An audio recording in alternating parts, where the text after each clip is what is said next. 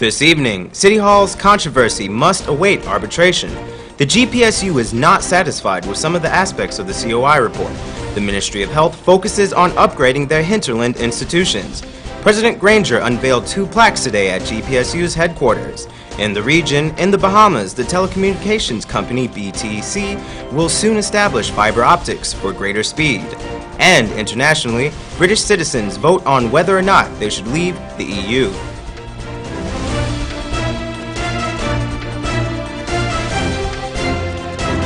From Safetv headquarters in South Rival Gardens, this is Safetv Headline News with George Gonzalez. Headline News is now being streamed live on our YouTube channel, as well as our website, safetvguyana.com. Join us. Deputy Mayor Sherrod Duncan is now singing a different tune. He says that he welcomes regulated parking in the city, but is not pleased with the secrecy on how it has been done. But Mayor Chase Green says the deputy mayor is taking advice from the wrong sources. Andrew Weeks has the details on this story. In an invited comment, Deputy Mayor of Georgetown, Sherrod Duncan, updated Headline News on the recent developments regarding the parking meter controversy. He said he had no problem with parking meters in the city. The issue is that our city needs regulated parking to solve our congestion issue, and the municipality needs money. So parking meters are a welcome initiative. It's one that I campaigned on. The issue arises out of how the parking meter contract has been rolled out in secrecy, and in a very shady manner. We were told that the last council signed off on the contract, and that because of the nature of the contract, the councillors, the new council, are not privy to it until the contract has been, until the parking meters have been installed and all this kind of thing. The council is the supreme decision-making body of the municipality, and if we can't see the council, if we can't see the contract, then what sense do we are here? The claims by Duncan of secrecy and that there was a fantastic four running the affairs of City Hall are the issues which have prompted the controversy. Mayor Chase Green was asked to respond to the accusation. This is what Mayor Chase Green said. Listen. Anyone who has information that they think there's any untoward or underhand movement as regards to this contract is free to go to the National Police with it. If you have evidence of anything that concerns, and I don't know about any Fantastic Four or any group of 4 persons. I know we are councillors, of which I'm the chairperson for this council, I'm the mayor, and I have to take the responsibility of anything of this council. I have nothing to fear and no one to fear. Sherrod Duncan's claim that the contract was a secret was clearly refuted by both the mayor and town clerk. The contracts were made available for all the councillors to review in the town clerk's office. Many are saying the deputy is on a charade to get attention and maybe the mayor's chair. He responded. I agree. I am on a tirade against corruption. I'm on a tirade against shady business. I'm on a tirade for transparency. I'm on a tirade for professionalism in the city council. I'm on a tirade against bribery. I'm on a tirade against nepotism. I'm on a tirade to restore a sense of order in the way we do business at the mayor and city council of Georgetown.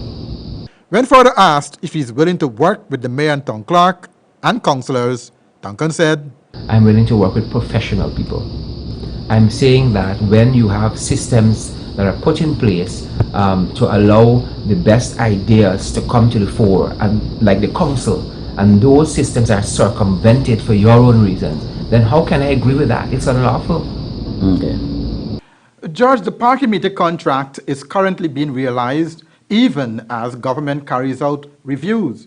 Mayor Green said she welcomed government's intervention, pointing out that there is nothing to hide, and at the end of the day, it will bring closure. George, back to you. Thanks, Andrew. The GPSU is expressing its dissatisfaction with the report of the COI conducted into the public service. President of the GPSU, Patrick Yard, stated that there are more negatives than positives to comment in the report. Kingsley Bryan has the details in this story. The Ghana Public Service Union is still reviewing the report of the Commission of Inquiry into the Public Service. But from that process so far, there are several items of concern for the union. President of the GPSU, Patrick Yard, told media operatives that they had very mixed feelings about the report.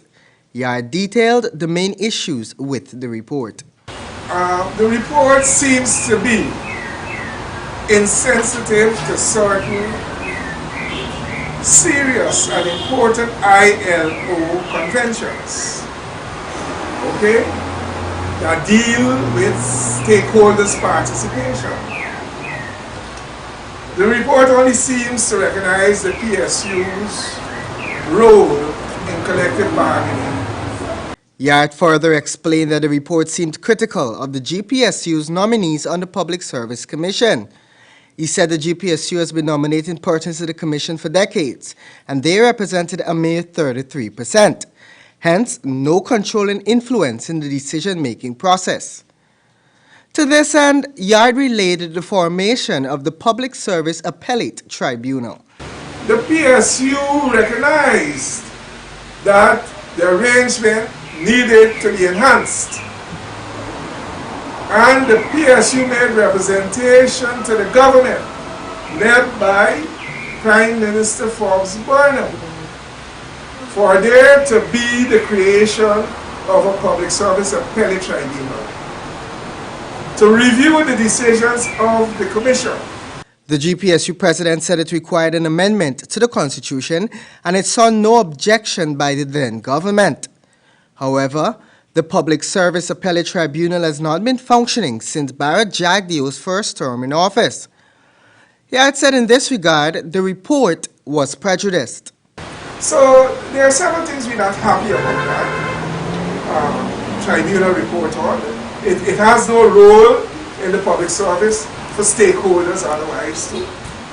You know, so there is a variety of dissatisfaction that is very clear to us and that we intend to speak out on. The GPSU felt that a lot of issues that were highlighted to the Commission were not addressed in the report, and this contributed to the negative view of the Commission of Inquiry report. Yard made it clear, however, that some views contained in the report were endorsed by the Ghana Public Service Union, and these needed to be tackled first. George. Thank you, Kingsley. The state of local emergency medical services here will be so improved that responses to emergencies would be at a much faster pace. Andrew Weeks reports. At post-cabinet media briefing yesterday, Minister of State Joe Harmon said cabinet was briefed by Minister of Public Health Dr. George Norton and Minister of Public Security Kenraj Ramjitan on the state of local emergency medical services here.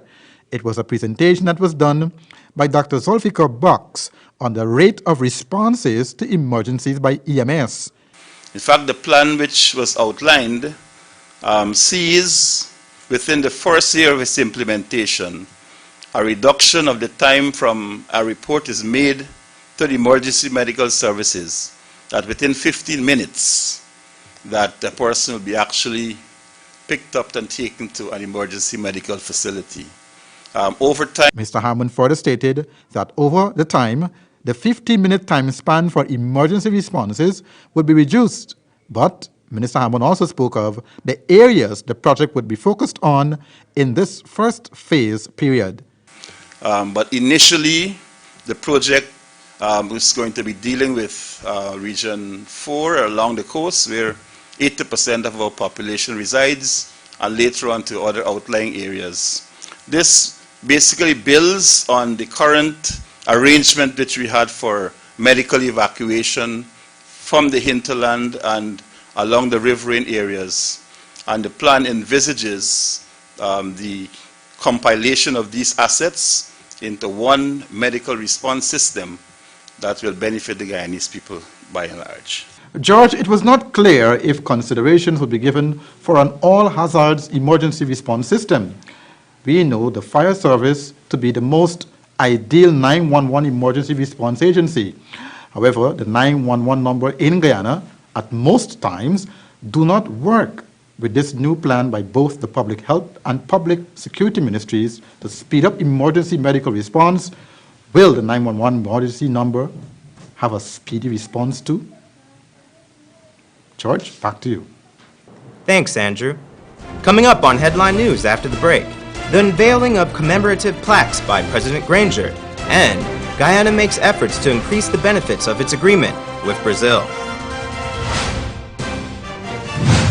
Everybody knows John Lewis Styles as the Levi's and Dockers store. But did you know we're also an authorized dealer for Nautica, Perry Ellis, US Polo, Natural Issue, Joffrey Bean, and many others. We also carry the Bruno and Drill brands, who are actually the makers of Express shirts, at half the price of Express. So the next time you think of men's clothing, shoes, and accessories, there's only one choice. John Lewis Styles. Simply different. With a distinctive flavor, Umda Paukagi is made from 100% pure vegetable oil. This Paukagi is a delight when preparing sweetmeats and all the dishes for healthy cooking, with a rich buttery taste and aroma.